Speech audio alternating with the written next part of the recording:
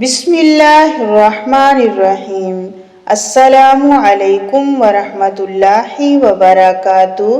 حضرت ابو ہریرہ رضی اللہ تعالیٰ عنہ سے روایت ہے کہ نبی صلی اللہ علیہ وسلم نے فرمایا کہ میری امت میں سے 70,000 آدمی بغیر حساب کے جنت میں داخل ہوں گے۔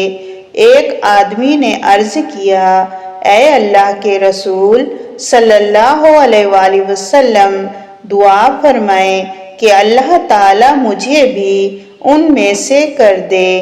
آپ صلی اللہ علیہ وآلہ وسلم نے فرمایا، اے اللہ اس آدمی کو ان لوگوں میں سے کر دے۔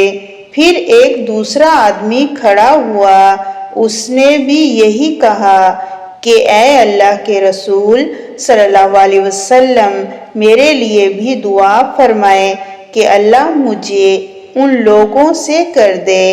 آپ صلی اللہ علیہ وسلم نے فرمایا کہ عکاشہ تم سے سبقت لے گئے۔ حضرت ابو ذر رضی اللہ تعالیٰ عنہ سے روایت ہے کہ نبی صلی اللہ علیہ وسلم نے فرمایا، تم میں سے جو کوئی آدمی صبح کرتا ہے تو اس کے ہر جوڑ پر صدقہ لازم ہے۔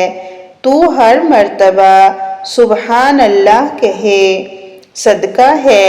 ہر ایک مرتبہ الحمدللہ کہنا صدقہ ہے، اور ہر ایک مرتبہ لا الہ الا اللہ کہنا صدقہ ہے۔